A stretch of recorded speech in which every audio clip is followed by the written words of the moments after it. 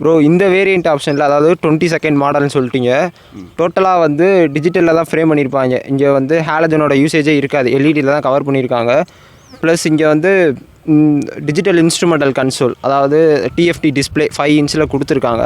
Afternoon நீங்கள் எடுத்து ஓட்டும் போது அந்த வெயிலுக்கு வந்து அது உங்களுக்கு வந்து விசிபிள் ஆகுதா, ஈஸியாக விசிபிள் ஆகுதா. அண்ட் நைட் ரைடு போகும்போது இந்த எல்இடி லைட் வந்து உங்களுக்கு வந்து கன்வீனியண்ட்டாக இருக்கா ஓட்டுறதுக்கு? ஆமாம், எல்இடி தான் ப்ரோ கன்வீனியண்ட்டாக இருக்கும். ஆக்சுவலாக நம்ம மிஸ்ட்டுன்னு வரையில், இப்போ மவுண்டென்ஸில் மிஸ்ட்டுன்னு வரையில் தான் ஹாலஜன் வந்து நமக்கு கொஞ்சம் அட்வான்டேஜ் கொடுக்கும். மற்றபடி வந்து நமக்கு இது எல்இடி தான் வந்து கொஞ்சம் அட்வான்ஸாக எல்லாமே போயிடுச்சு. ஹாலஜன்லேயே இருக்கிறதும் ஒன்றும் அப்படியே இருக்கிறது இதுவாக இருக்காது. அதனால அட்வான்ஸாக போடுறோன்னு சொல்லிட்டு தான் நம்ம இது போட்டது, நம்ம எல்இடி போட்டது. அதோட எல்இடி நடுவில் வந்து அந்த லைன் வந்து அந்த டிசைன் வந்து டியூக்லேயே நல்லாயிருக்கும். 250 390 மட்டும் தான் கொடுத்துருப்பேன். அந்த டிசைன் நல்லாயிருக்கும். அந்த டிசைன் பிடிச்சிருந்தனால தான் ஃபஸ்ட்டு இதை போட்டது. ஹாலஜன் வந்து நான் மிஸ்ட்டில் போயெல்லாம் கொஞ்சம் ஹாலஜனை மிஸ் பண்ணியிருக்கேன். ஏன்னா நான் இதில் எல்இடி அவ்வளோவா தெரியாது, முன்னாடி என்ன வண்டி வருதுன்னு தெரியாது. மற்றபடி எல்இடி தான் ப்ரோ பெஸ்ட்டு.